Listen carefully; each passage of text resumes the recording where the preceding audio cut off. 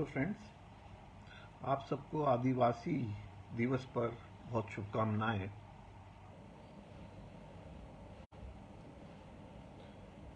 आदिवासी कौन है, इसके ऊपर थोड़ा सा चिंतन करेंगे आज।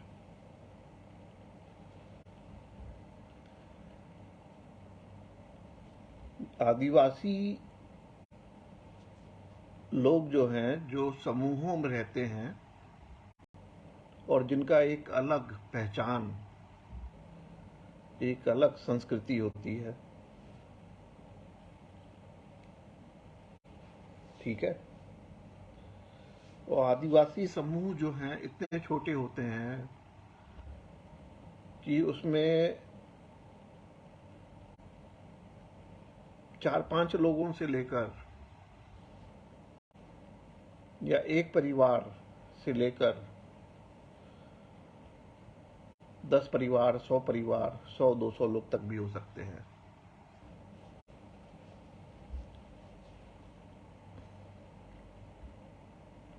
बड़े से बड़ा आदिवासी समूह कोई होगा तो उसमें 500 लोग होंगे या 1000 हो सकते हैं। इससे बड़ा कोई आदिवासी समूह मेरे मेरे विचार में या मेरी कल्पना में ऐसा कोई भी दुनिया में नहीं है। एक समय ऐसा था प्राचीन काल में, जिसे पाषाण युग भी के नाम से जाना जाता है, जबकि एग्रीकल्चर या कृषि जो है वो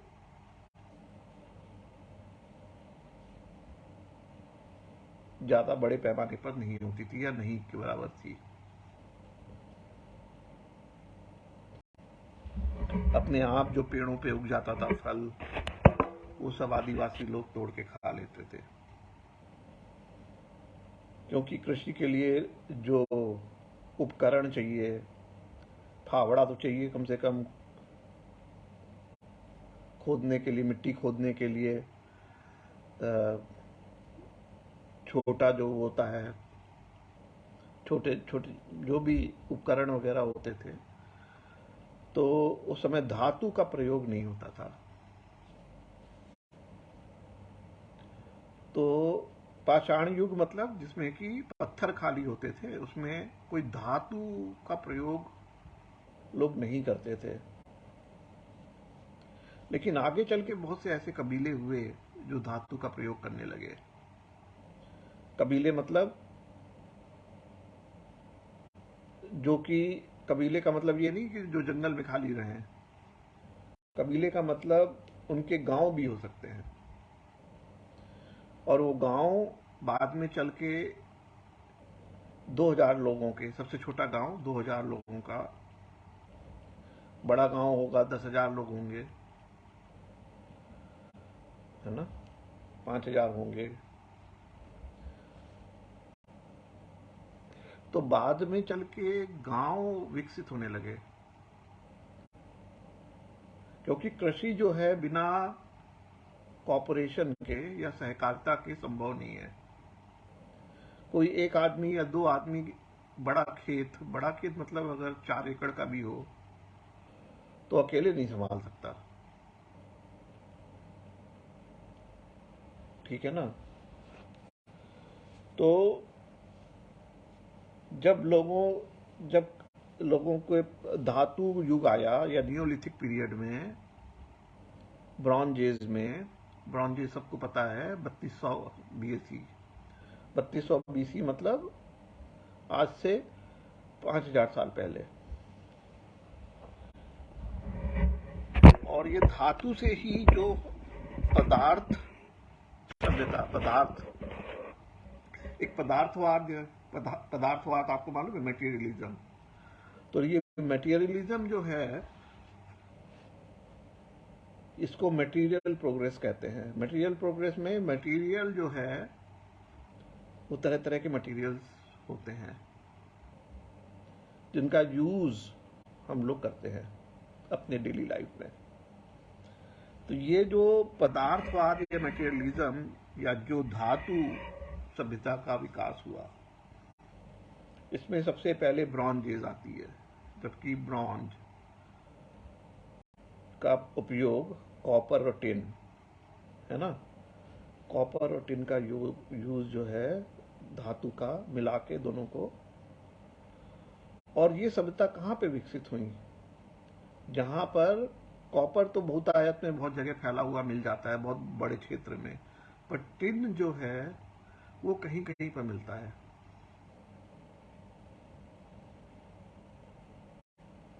है ना।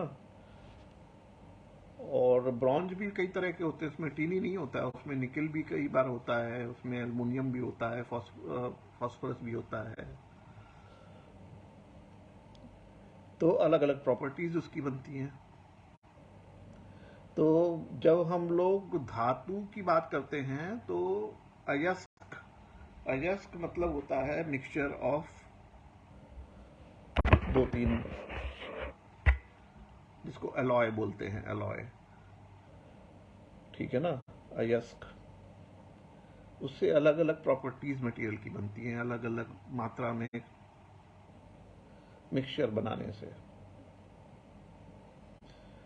तो ये जो सभ्यता ब्रॉन्ज एज की जो डेवलप हुई, ये जैसे कि आर्मेनिया में बहुत ज़्यादा टिन पाया जाता था, निन्वे जो सिटी डेवलप हुई पुरानी, बेबीलोन है, और ये तो इस तरह के कुछ सेंटर थे जहां पर ये अयस्क ये धातु, धातु में कौन कौन से, टिन, निकल, कॉपर, ये पाए जाते थे। तो वो ब्रॉन्ज एज डेवलप हुई। तो ये जो कबीले जो थे, कबीलों के सबसे पहले जो जंगल में रहते थे, उन कबीलों के टोटम पोल होते हैं। टोटम पोल मतलब कि वो लोग अपने को जानवर के ही, वो लोग अपने को जानवर से अलग नहीं समझते, मनुष्य करके नहीं समझते। जैसे हम लोग अपने को मनुष्य मानते हैं ना, कि हम लोग जानवर से सुपीरियर हैं या अलग हैं। तो कबीले लोग अपने को जंगल में ही रहते हैं और जंगल में जानवरों का ही एक अपने को हिस्सा मानते हैं। सबसे पहली पहचान वो अपने को, उनके टोटम पोल में वो बंदरों, उनके राजा हो सकते हैं, किसी ट्राइब के राजा जो हैं, मतलब देवता, बंदर के देवता हों, जैसे सुग्रीव या बाली, या किसी के रीछ हो, जामवंत, भालू हो, रीछ हो, सर्प हो, नागा ट्राइब्स, है ना, गिद्ध, जटायु। तो अलग अलग जो ट्राइब होते हैं जंगल में जो रहते हैं, उनके जो देवता होते हैं वो कोई जानवर को ही वो लोग अपने को देवता मान लेते हैं, ठीक है। ये पहली आदिवासी की पहचान है। फिर जब ये नियोलिथिक पीरियड में आते आते जब छोटा मोटा खेती लोगों ने करना चालू किया, जहां होती है, जहां जहां होती होगी, तो आपको मालूम है सबसे बड़ा मैदानी एरिया जो है सेंट्रल एशिया, जो मंगोलिया से लेकर हॉलैंड और नीदरलैंड तक, वो जो है वास्ट ग्रीनलैंड या सेंट्रल एशियन स्टेप्स। स्टेप मतलब मैदान ही, पूरा मैदान नहीं है, थोड़ा पठार वगैरह, थोड़ा सा कहीं ऊंचा ऊंचा भी होता है, ठीक है। तो मंगोलिया से इधर आप चलेंगे अल्ताई माउंटेन, अल्ताई माउंटेन के बाद आएगा Ural Ural Ural mountains, Ural mountain. उसके बाद आप जानते हो कि कैस्पियन सी, ब्लैक सी, उसके बीच में कैस्पियन माउंटेन्स रेंज, जहां पर अजरबैजान, आर्मेनिया, ये सब है। फिर इधर जाकर एल्प्स पर्वत और वो सब यूरोप में। तो ज्योग्राफी थोड़ा पहचान में, तो उसकी तो कई बार हम का चर्चा कर चुके हैं। तो जब ये सभ्यता डेवलप हुई, कृषि सभ्यता, वहां से जो मूल है वो वहां से मूल है आर्यन का। आर्यन आर्यन लोग का सबसे पुराना जो साहित्य तो बहुत बाद में लिखा गया, पहले वो ओरल फॉर्म में था, ऋग्वेद। तो ऋग्वेद में जो वर्णन आता है, जो पहचान आती है या शब्द यूज किया होता है, वो है जरित्र, जरित, जरित्री, जो बाद में चल के जाट शब्द बन गया। तो ये उस समय किसान नहीं बोला जाता था, उस समय बोला जाता था जरित्र, जरित।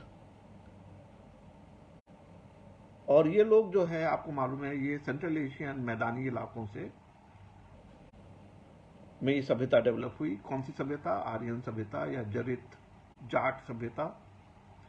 और ये फिर धीरे धीरे European, middle east, Russia, Scandinavia और इधर ईरान और भारत, सब जगह फिर फैली। तो ये सभ्यता जो है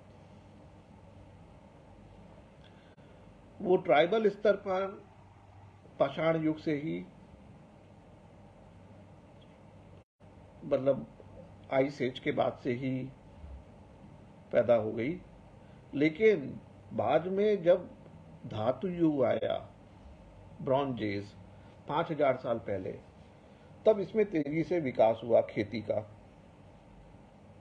और वो मटेरियल से खाली खेती नहीं हुई, फिर घर भी उसी तरह के बनने लग गए, अच्छे अच्छे। खाली घर ही नहीं बनने चालू हुई, तो एक पूरा सभ्यता, सभ्यता सिविलाइजेशन मतलब होता है कि पानी का एडवांस तरह से यूज, कि पानी के लिए हम जो है चैनल बना लें, सीवेज सिस्टम बना लें। तो ये सीवेज सिस्टम, पानी का निकास, क्योंकि खेती तो वहीं होगी ना जहाँ पानी जाएगा। तो पहले तो पाषाण युग में आप लोग कहाँ रहते थे? जहाँ नदी के किनारे रहते थे। पर धीरे धीरे जब सभ्यता का विकास हुआ तो लोगों ने पानी के चैनल बनाने चालू कर दिए, कि वो खेत में दूर दूर तक पानी भी चाहिए ना, तो वो नदी से वो कोई बाल्टी में पानी भर के तो नहीं ले जाएगा और वहां पे छिड़काव करेगा। तो उसके लिए कुएं बनाने होते हैं, उसके लिए चैनल बनाने होते पानी के। तो ये सारी की सारी जो सभ्यता ब्रॉन्ज एज की जो डेवलप हुई, सेंट्रल एशिया, सिंधु घाटी और मेसोपोटामिया, इराक के क्षेत्र में, यूफ्रेट्स और टाइग्रस रिवर के मुहाने पर, अरेबियन गल्फ में या Iran gulf, gulf of Iran के चारों तरफ, पर्शियन गल्फ जिसे बोलते हैं। अब तो पर्शियन शब्द नहीं यूज होता है, ईरान ही बन गया ना वो। तो ये आदिवासी सभ्यता जो कि आगे चलकर आर्यन सभ्यता में कन्वर्ट हो गई। आर्यन मतलब जरित, जाट, जिनको आगे चल के हम लोग किसान के नाम से जानते हैं। तो ये किसान लोग जो हैं, जब सभ्यता डेवलप हुई तो सबसे इन लोगों के अब देवता कौन से हो गए? अब इन लोगों ने अपने को बोलना चालू कर दिया कि हम लोग जानवर नहीं हैं, हमारे देवता जानवर नहीं है। तो सबसे पहले जो देवता इन लोगों ने ऋग्वेद के हिसाब से, आदिदेव महादेव,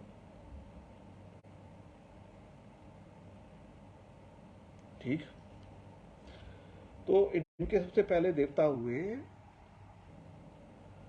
आदिदेव महादेव, जिनको हम लोग शंकर के नाम से आज जानते हैं। उनका रिप्रेजेंटेशन मतलब, क्योंकि भगवान का तो वो निराकार एक कल्पना, एक परिकल्पना है ना। भगवान क्या है? एक परिकल्पना है। फिर उसको सिंबोलिज्म देना होता है, सिंबोलिज्म, ठीक है ना। तो आदिदेव महादेव, जिनको हम शिव, ओंकार स्वरूपम, निराकार ओंकार मूलम तुरीयम, चिदाकाश आकाश वासम भजेहम, तो वो ओंकार, निराकार ओंकार मूलम तुरीयम, जो शिव जिनको बोलते हैं, उनका सिंबोलिज्म जो है शंकर डमरू वाले, है ना। तो अब शंकर जो है, आप उनकी अगर आप देखोगे सिंबोलिज्म, तो वो आपको आदिवासी नजर आएंगे, ठीक है ना। और वो आदिवासी ऐसा ही डांस भी करते हैं, ट्राइबल डांस करते हैं वो, तांडव, जब गुस्सा होते हैं तो। और नहीं तो अच्छा डांस भी करते हैं वो, ऐसा भी नहीं है कि खाली तांडव ही करते हैं। वो ट्राइबल डांस, वो ट्राइबल है। अब वो बिल्कुल ट्राइबल नहीं है, क्योंकि उनके डमरू से ही संस्कृत भाषा के का जन्म हुआ, या तमिल का भी, तमिल भाषा का। अब आजकल के शोध के हिसाब से तमिल भाषा जो है वो संस्कृत से पुरानी है, ठीक है। तो खैर भाषा के विकास में तो हम चर्चा पहले कर चुके, पर आदिवासी सभ्यता की बात कर रहे हैं। अब क्या हुआ, उस समय जब ब्रॉन्ज एज में भारत में कृषि का विकास जो है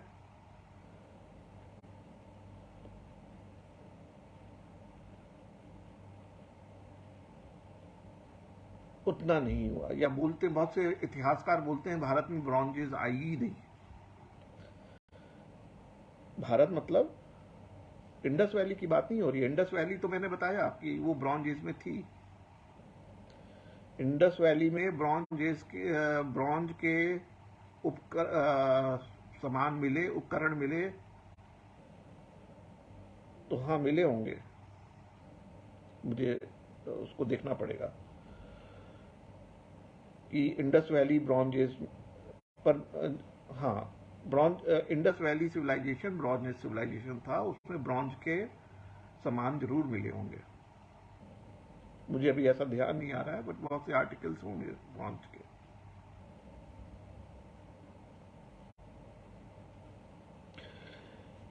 लेकिन जो इंडस वैली के पूर्व में, अब इंडस वैली सभ्यता कहां तक, वो हरियाणा से लेकर राजस्थान और कच्छ के एरिया में, और सिंध और पंजाब के कुछ एरिया, ये सब इंडस वैली सिविलाइजेशन बोलते हैं, जिसमें हड़प्पा, मोहनजोदाड़ो और भी बहुत से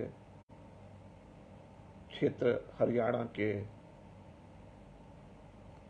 हैं, और इवन एमपी तक के क्षेत्र बहुत से आ जाते हैं।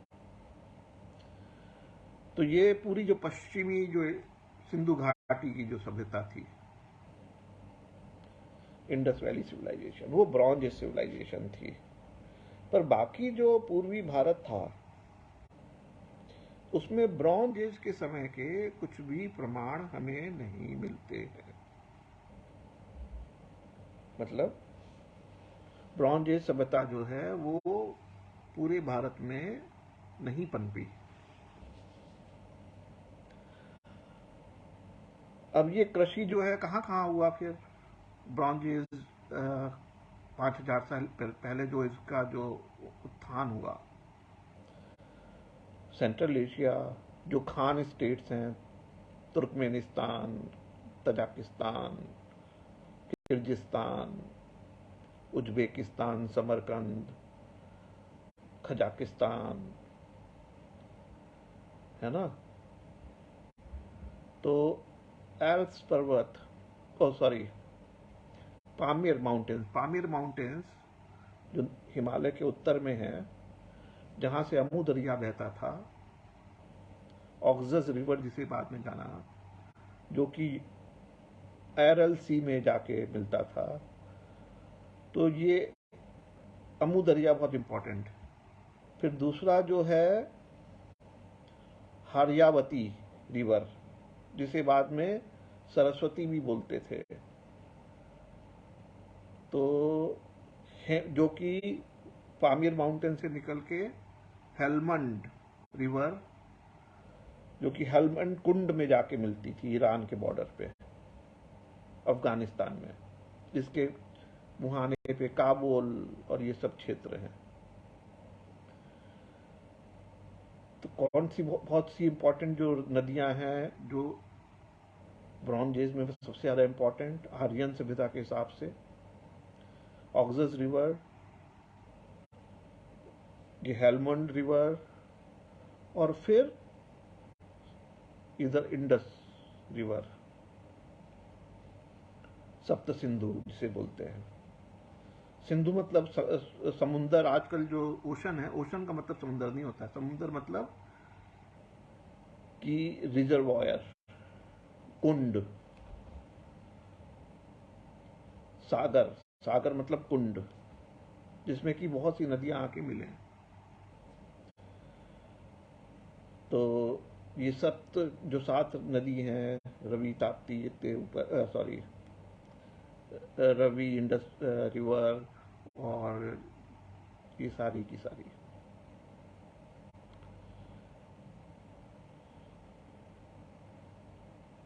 तो ये सबसे ज़्यादा इम्पोर्टेंट रिवर थी, जिनके किनारे इंडस वैली सिविलाइजेशन और आर्यन सिविलाइजेशन का जन्म हुआ। बाद में क्या हुआ, क्लाइमेटिक चेंजेस हुए, और एक बहुत बड़ा इवेंट, इसे 4200 साल पहले 4.2 के इवेंट बोला जाता है। तो 2200 में, बीसी में, मतलब 1000, मोटा मोटा ऐसा समझ लीजिए कि 1000 साल में कोई बड़ा चेंजेस होता ही है क्लाइमेटिक। तो 4.2 के इवेंट, उसके बाद 1200 बीसी इवेंट, 1177 इवेंट बोलते हैं उसे, जिसमें कि ब्रॉन्ज एज सभ्यता का पूरा कोलैप्स हो गया, सभ्यता ही पूरी समाप्त हो गई। तो वो बहुत ही बड़ा इवेंट 1177। उसके बाद के इवेंट्स में 500 बीसी के 500 एडी के आसपास बहुत बड़ा इवेंट हुआ, जिसमें कोई वल्केनो ऐसा फटा कि हफ्तों जो है पूरा अंधेरा ही हो गया पूरी दुनिया में। उतना धुआं और इतना राख चारों तरफ फैल गया कि सूरज दिखा ही नहीं है हफ्तों। उसके बाद से ब्लैक प्लेग और कई तरह की बीमारियां।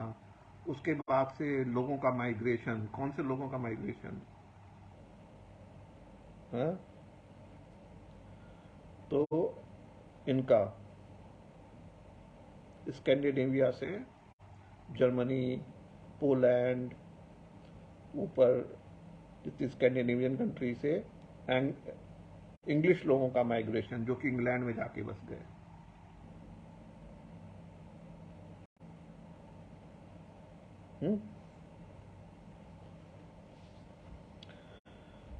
उनका माइग्रेशन हुआ बहुत सा, यूरोप में बहुत माइग्रेशन हुआ। मतलब कहने का मतलब, सबसे पहला जो आर्यन लोग जो है चारों तरफ फैले, ब्रॉन्ज एज से लेकर 3200 बीसी से लेकर,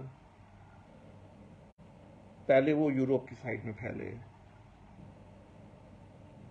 मतलब ईस्ट से वेस्ट की तरफ, मंगोलिया से। Grass was greener on the other and, always on the other and means west side में। तो जैसे जैसे ग्रास ग्रीनर होती गई, क्लाइमेट चेंज या जो भी प्राकृतिक चेंजेस जो आए, मंगोलिया की साइड में सूखा पड़ने लगा या जो भी हुआ, और वेस्टर्न साइड में ग्रीनरी होती गई। तो उनके जो मवाली, जो घोड़े होते थे, उनके जो गाय, भेड़ें, बकरी, ये सब जो है उनको भी चलना है। तो सब जो है migration, migration of not only people but ये जितने भी जानवर हैं, मवेशी हैं, ठीक है ना। तो इनका माइग्रेशन किधर से हुआ? मंगोलिया की साइड से यूरोप की तरफ पहले। उसके बाद 4.2 के इवेंट 4000 साल पहले, 4200 साल पहले। तो उस इवेंट के बाद first phase of Bronze as ended, second phase of Bronze as started, जबकि सुमेरिया, मेसोपोटामिया कल्चर, उसमें जो छोटे छोटे जो विलेज होते थे,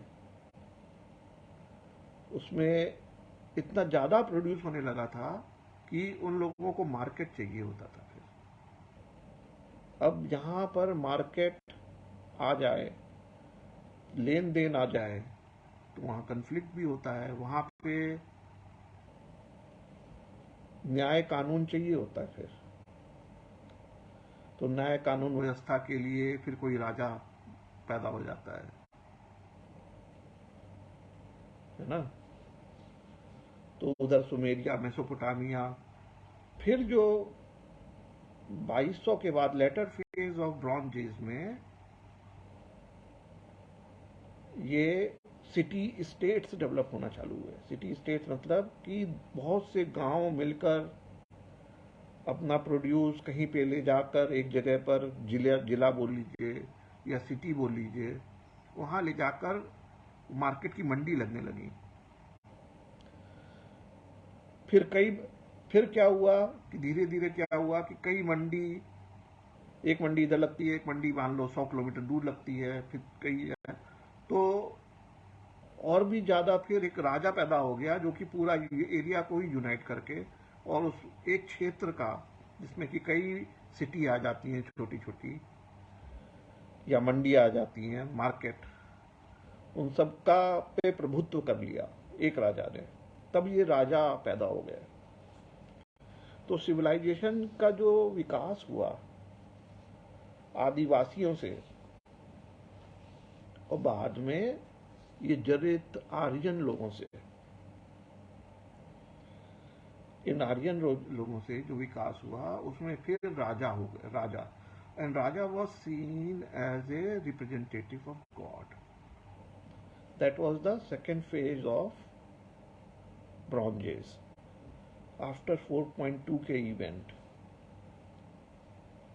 After 4.2 के event, the second phase of Bronze Age, the civilization took the form, इसमें कि राजा को ही हम जो है गॉड इनकारनेशन माने लगे। यहाँ से अवतारवाद की धारणा चालू हुई।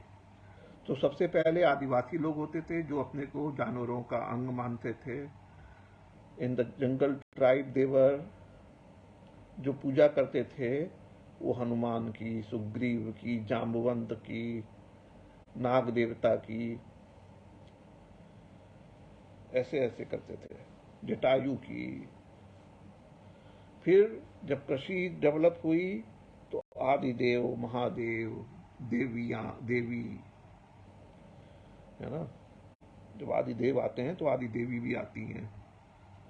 तो आदि देवी जो है, जो सबसे पुरानी मानी जाती है, वो तारा देवी मानी जाती है, जो मुझे मालूम है।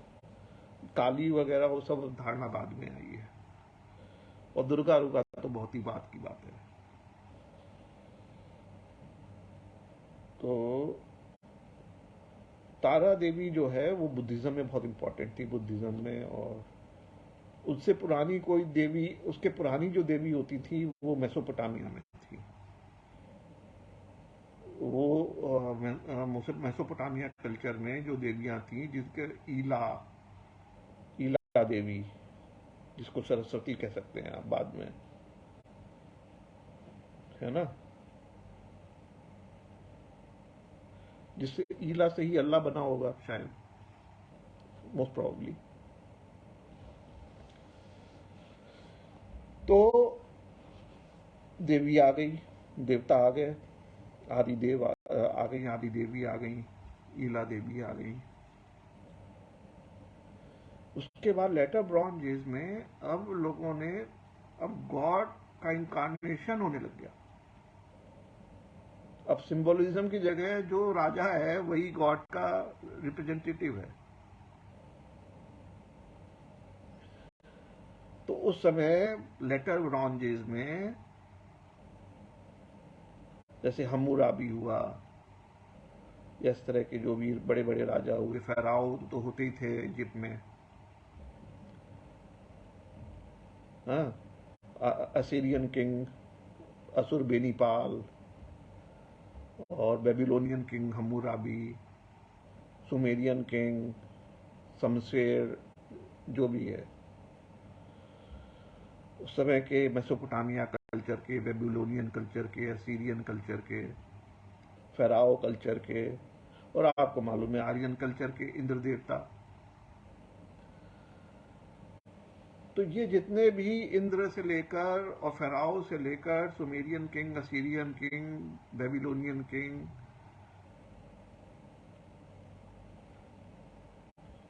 ये सारे के सारे किंग जो हैं गॉड रिप्रेजेंटेटिव। उसके बाद राम कृष्ण तो बहुत बाद में आएंगे, अभी तक तो नहीं है। तो राम कृष्ण जो हैं वो तो बहुत बाद में आएंगे, क्योंकि जो राम जो है वो ईरानी जब किंगडम था साइरस द ग्रेट के बाद 550 बीसी, उसके बाद जो जो थे ससैनिड एम्पायर में, तो ये क्राइस्ट के बाद की बात है, ईरानी। और वो ईरानी ही जो हैं ईरान और अफगानिस्तान बॉर्डर से वो माइग्रेट करके और मथुरा और गंगा जमुना दोआब पे मथुरा से लेकर अयोध्या तक उन लोगों ने कब्जा कर लिया था।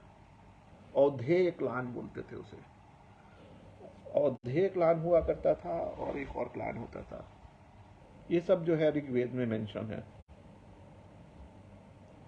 तो ये जो ईरानी जो ट्राइब्स थे, इनके राजा जो थे राम, जिन्होंने कि बाद में कौशल प्रदेश में कब्जा कर लिया।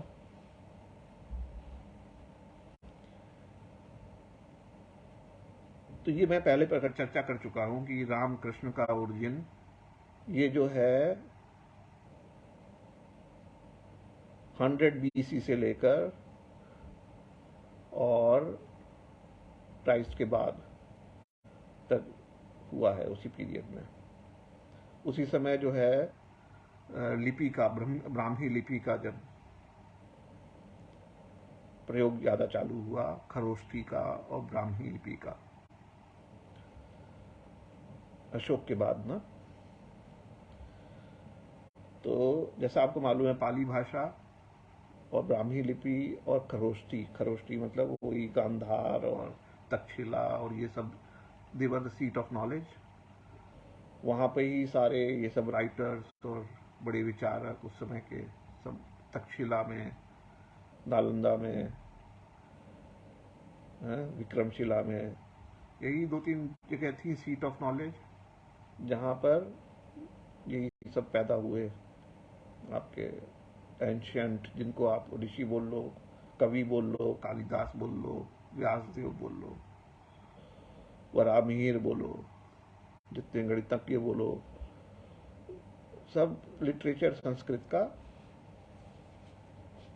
उस समय ब्राह्मी लिपि में और खरोष्ठी भाषा में लिखा गया, लिपि में लिखा गया, जो कि बाद में उसका सेकेंड फेज जब आया तब तक बुद्धिज्म का प्रभाव काफी आगे था, गुप्ता एम्पायर में भी और वर्धन साम्राज्य तक भी बुद्धिज्म बिल्कुल, उसमें संस्कृत का या ब्राह्मणवाद का उतना ज्यादा प्रभाव नहीं फैल पाया। ब्राह्मणवाद का प्रभाव जो है जब इस्लाम का प्रभाव फैला 700 एडी के बाद, और इधर वर्धन साम्राज्य खत्म हुआ उसी पीरियड में, जबकि उधर मोहम्मद हुए, इधर वर्धन साम्राज्य खत्म होके, और इधर कौन कौन से चालुक्य, राष्ट्रकूटास एंड मिहिर भोज, राजा मिहिर भोज, और उधर आपका चोला एम्पायर। तो चोला एम्पायर में तो आपको मालूम है राजा वो तो 1000 एडी में, पर 800 एडी में मिहिर भोज, जो कि कन्नौज से लेकर उज्जैन तक, राष्ट्रकूटा और उधर पालाज इन बंगाल एरिया में, और आंध्र प्रदेश से लेकर इधर, और वैशाली, कन्नौज, तो इन सब क्षेत्रों में बहुत से मंदिर बने और देवनागरी लिपि का जन्म हुआ। तभी आदि शंकराचार्य आए जिन्होंने शैव मत का प्रचार किया, फिर रामानुजा आए जिन्होंने वैष्णव धर्म का प्रचार किया। फिर वो सारा साहित्य, शैव साहित्य और वैष्णव साहित्य का जन्म हुआ देवनागरी लिपि में। जो संस्कृत से जो ट्रांसलेशन हुआ और जो पुराने मतलब जो क्राइस्ट एरा के जो लिटरेचर थे उसमें बहुत सा बदलाव हुआ। कहने का मतलब जो आदिवासी की संस्कृति के ऊपर हम लोग चर्चा कर रहे थे, आर्यों का आगमन और इंडस वैली पीपुल का विस्थापन कब? 1200 बीसी के बाद, एंड ऑफ ब्रॉन्ज एज के बाद खास तौर से, है ना, काफी तेजी से हुआ इनका माइग्रेशन।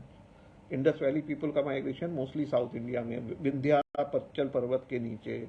आर्यन का माइग्रेशन जो हुआ वो आर्यावर्त रीजन में हुआ, जो कि हिमालय से लेकर विंध्याचल के बीच में का क्षेत्र है। ठीक है, तो उस समय के भारत में आर्यावर्त होता था विंध्याचल के ऊपर, और द्राविड़ क्षेत्र होता था विंध्याचल के नीचे, जहां पे इंडस वैली लोग ज्यादा रहते थे।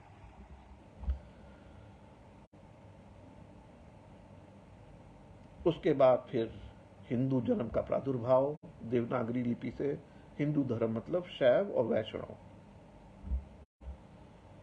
और मंदिरों का जो निर्माण हुआ उस काल में। कब? 800 एडी से लेकर 1000 एडी, 1200 एडी, ये 300-400 साल का पीरियड है पूरा।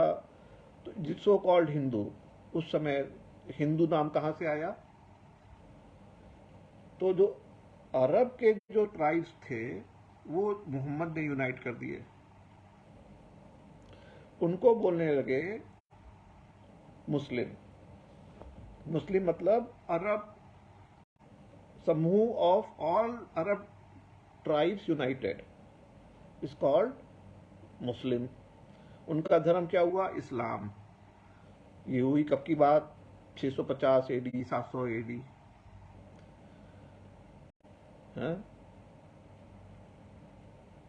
उसके बाद जब तुर्क मंगोल आए, उनका आक्रमण हुआ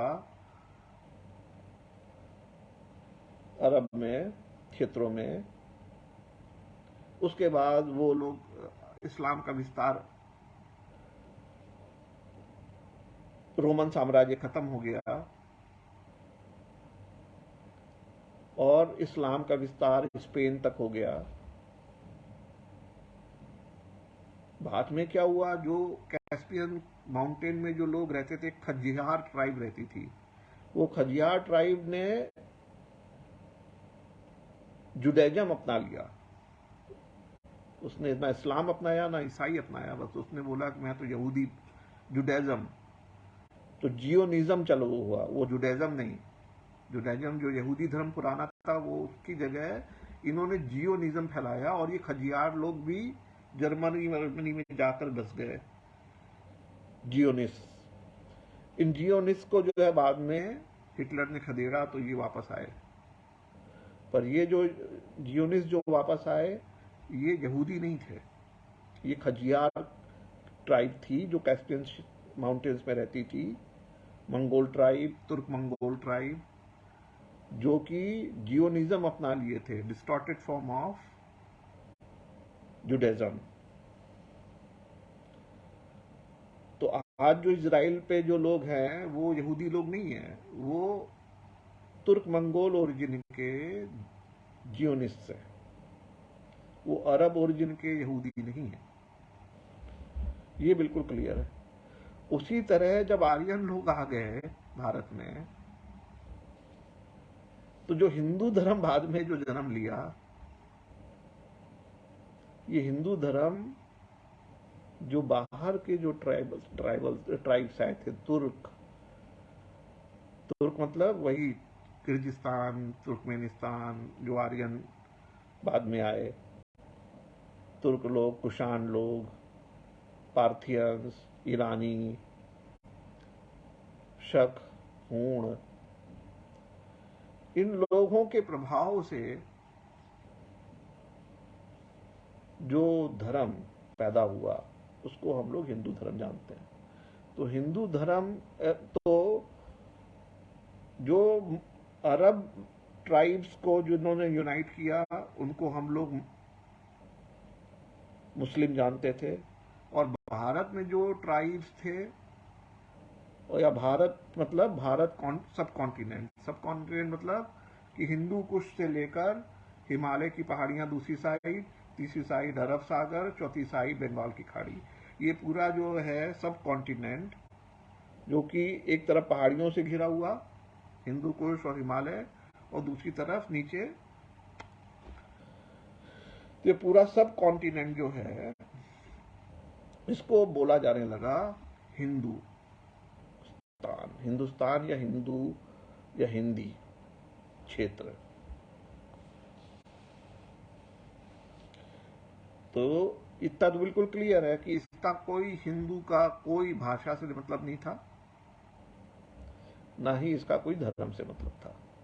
ये पूरा इंडियन सब कॉन्टिनेंट जिसे हम लोग आज बोलते हैं उसको हम लोग हिंदी या हिंदू, हम लोग नहीं, ये लोग पारसी लिटरेचर, उस समय कोई इंडियन लिटरेचर उतना प्रभाव में नहीं था। 700 AD की बात हो रही है। 700 AD में भारत में देवनागरी लिपि का भी जन्म नहीं हुआ था अब तक, वो भी 800 AD के बाद की बात है, 1000 AD के बाद। पहले नागरी लिपि होती थी, फिर देवनागरी हुई है। 8वीं सदी में आदि शंकराचार्य हुए, उन्होंने, उनका जो लिटरेचर है 8वीं सदी में वो नागरी लिपि में संस्कृत में मिलता है, संस्कृत भाषा नागरी लिपि।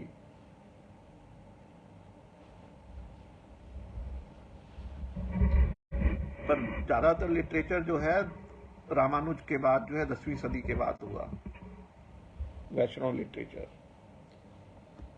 शैव का तो उतना प्रभाव आपको मालूम है, शैव का प्रभाव जो है साउथ में अलवर जो होते थे, और नॉर्थ में हमारे नाथ संप्रदाय जब पैदा हुआ 12वीं सदी में, 13वीं सदी में, तब की बात है। और दत्तात्रेय मराठा महाराष्ट्र में, दत्तात्रेय ऊपर मच्छेंद्रनाथ, उनके शिष्य गोरखनाथ, नीचे अलवर, ये सब शैव संप्रदाय तब 12वीं सदी में।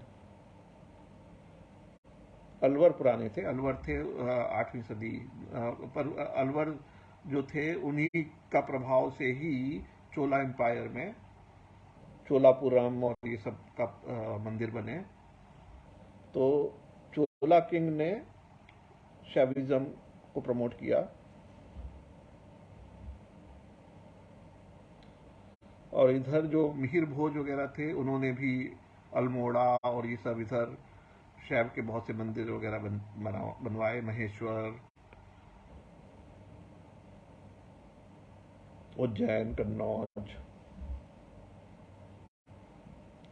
पर वैष्णव, फिर रामानुजा के बाद जो है वैष्णविज्म का प्रचार हुआ, तो बहुत से, तब क्या हुआ, जितने सारे बौद्ध मंदिर थे, जैन विहार थे, वो सब कन्वर्ट होके सब वैष्णव, वो कन्वर्ट हो गए सारे वैष्णव शैव मंदिरों में, जैसा जहां पर सुविधा हुई।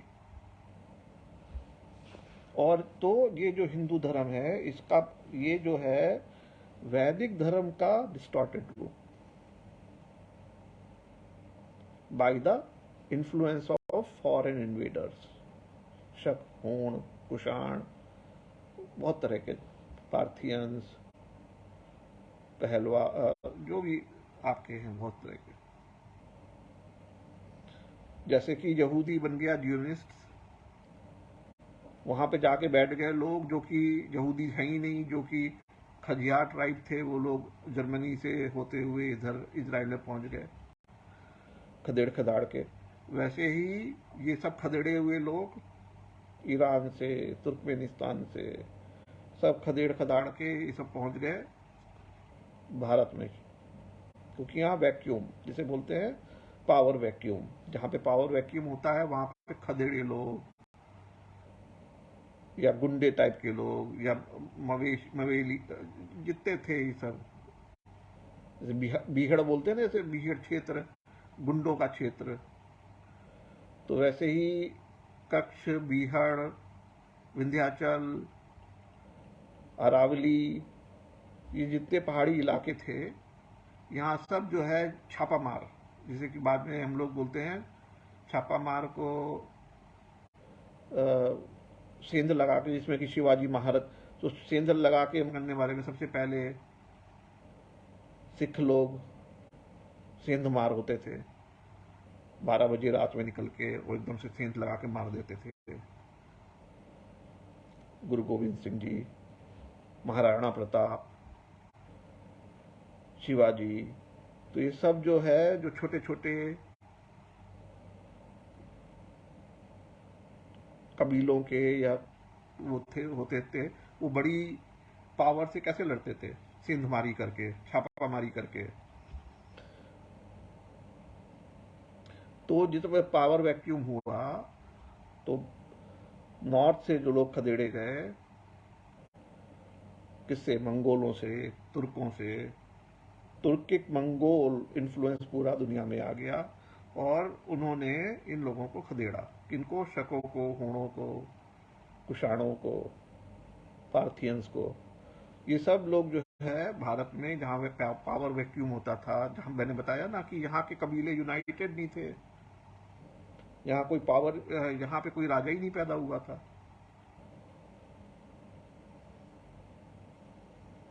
जो सब आप महाभारत वगैरह में पढ़ते हैं पुराना, वो सब भारत का नहीं है। आप कहीं गलती से सोच लो, वो आर्यन सभ्यता की बात हो रही है, जो कि तुर्कमेनिस्तान, उज्बेकिस्तान, समरकंद और सब जगह पे पनी पलपी। यजाति, राजा यजाति और सूर्यवंश, कंस और चंद्रवंश, ये सारे के सारे, गांधारी आपको मालूम है, गंधार की, कैकेयी आपको मालूम है, कैकेय प्रदेश, तुर्कमेनिस्तान। तो आपको बिल्कुल साफ है बिल्कुल कि ये महाभारत, रामायण, ये सब जो कहानियां हैं, ये सब जो है आर्यन का भारत में आगमन के पूर्व या उसी ड्यूरेशन में जब वो आना चालू हुए थे, जब वो नॉर्थ वेस्ट में सबसे पहले आए, नॉर्थ वेस्ट मतलब north west Pakistan frontier, north west frontier, Peshawar, Takshashila, Punjab, फिर बाद में कुरुक्षेत्र, फिर मैंने बताया कैसे अवधेय और अरुणार्जन करके ट्राइब होती थी, वो अरुणार्जन ट्राइब कैसे मथुरा पे कब्जा करी ईरानी, कैसे अवधेय का अयोध्या और अवध रीजन में कब्जा हुआ, ये सब आप पढ़ लीजिए। तो ये सारा का सारा कहानी जो है 100 बीसी के बाद की कहानी है, 180 बीसी के बाद समझ लीजिए। मौर्यन साम्राज्य का पतन 250 बीसी, उसके बाद शुंग वंश दमन वाला, उसके बाद फिर यवनों का आक्रमण, डेमिस्टर 180 बीसी, फिर मनिंदर जिसका नागसेन के संग प्रश्नोत्तरी हुई, ये सारा 180 बीसी, 100 बीसी। उस समय पूरा हीनयान से के अलावा महायान चालू हो गया बुद्धिज्म में, फिर उसके बाद वज्रयान आया, तो बुद्धिस्ट धर्म का उत्पत्ति, विकास, पतन, जैनों का उत्थान पतन, वैदिक धर्म का उत्थान पतन, हिंदू धर्म का छद्म, वैदिक छद्म, छलावा, पाखंड, अंधविश्वास, जो हिंदू धर्म के नाम से जाना जाता है, जिसकी की 2 शाखाएं होती थी, शैव और वैष्णव। बाद में वो पूरा पैन इंडिया नहीं होता था। पैन इंडिया कोई हिंदू धर्म नहीं था। नॉर्थ में सिख धर्म था, कहीं पे ईस्ट में आपका बुद्धिज्म था। वो तो राष्ट्रकूटास जो बीच में आपके उज्जैन और कन्नौज, यहाँ पर थोड़ा सा शैव और वैष्णव का इन्फ्लुएंस था। साउथ में आपका शैव का ज्यादा था, फिर बाद में रामानुजा, माधवाचार्य और ये सब, तब कृष्ण का इन्फ्लुएंस चालू हुआ। लेकिन राम और कृष्ण का इन्फ्लुएंस चालू हुआ तो इसका मतलब नहीं कि वो ओवरनाइट सारे वैष्णव हो गए कि शैव हो गए। इसमें बहुत से ट्राइब, क्योंकि मध्य प्रदेश, छत्तीसगढ़, झारखंड, आजकल भी आंध्र प्रदेश, तेलंगाना, सब ये ईस्टर्न प्रोविंस, खासतौर से सेंट्रल प्रोविंस, ये सब में ट्राइब्स रहते थे जिनका अपना खुद की संस्कृति होती थी। उनका राम कृष्ण और हिंदू से कोई लेना देना नहीं था। अब ये हिंदू धर्म, जो हिंदू, मैंने पहले बताया कि एक क्षेत्र को, इंडियन सब कॉन्टिनेंट को हिंदू जाना जाता था, वो अब हिंदू धर्म बन गया। अब हिंदू धर्म में भी उनको कोई ट्राइब्स का कोई धर्म थोड़ी होता है कि वो हिंदू है कि मुस्लिम है। तो अब वो हिंदू शब्द का कोई रिलेवेंस नहीं रह गया, क्योंकि वो हिंदू शब्द का जन्म हुआ था पारसी लोगों ने, जब इंडियन सब कॉन्टिनेंट में रहने वाले लोगों को हिंदू कहा था। फिर जब ये राष्ट्रकूटास वगैरह आए तो इन्होंने हिंदू शब्द का प्रयोग नहीं किया, इन्होंने भारत का प्रयोग किया। तो अब हिंदू खत्म ही, तभी हिंदू खत्म हो चुका था। जब भारत आया तब हिंदू खत्म हो गया। लेकिन वो हिंदू शब्द का उसके बाद फिर से रीडिस्कवरी हुई। अब वो हिंदू शब्द को पुराने वाले, जो कि इंडियन सब कॉन्टिनेंट को बोला जाता था हिंदी, हिंदू, उसको अब ये लोग हिंदू धर्म कहने लगे। छद्म, छलावा, पाखंड,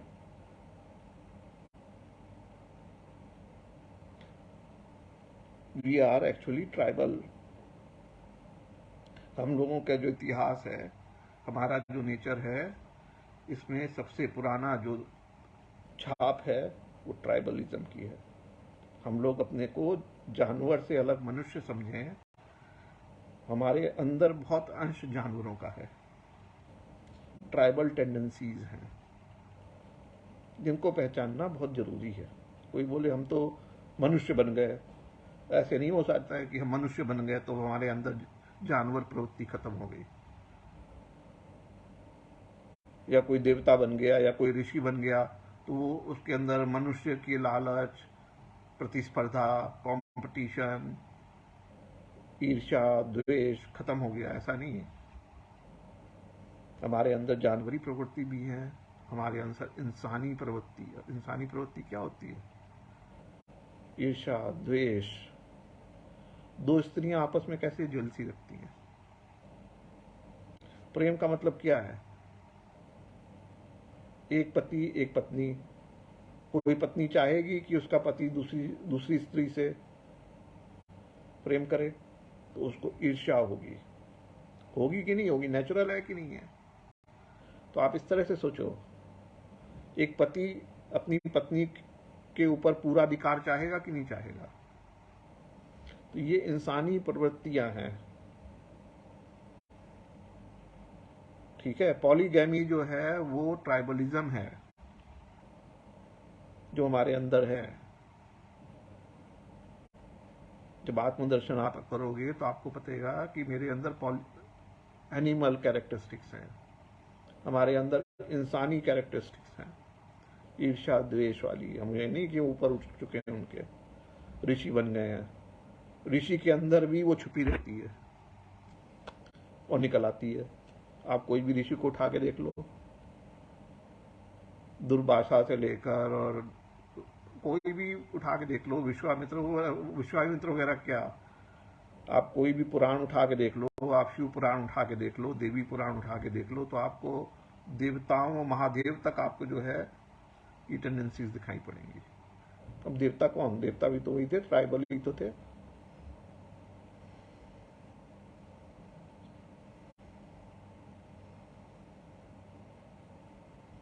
तो हमारे सारे देवी देवता भी ट्राइबल थे। हमारी बात तो छोड़िए, अगर आप बोलो कि मैं मनुष्य, कि मैं सिविलाइज्ड, तो और पैगन और आदिवासी, तुम आदिवासी, हम पढ़े लिखे, तुम जाहिल गंवार, हम शुद्ध आत्मा परमात्मा, हम तो शिवोहम हो गए।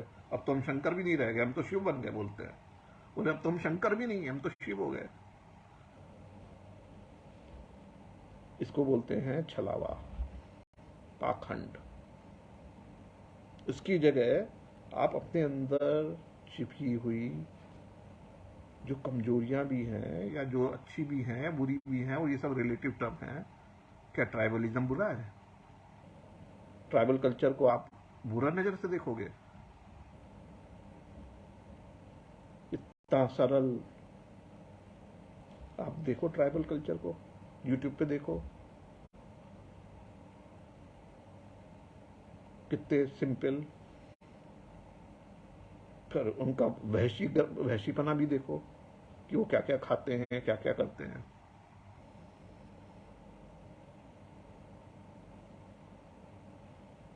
उनकी पॉलीगैमी भी देखो, उनका मोनोगैमी भी देखो।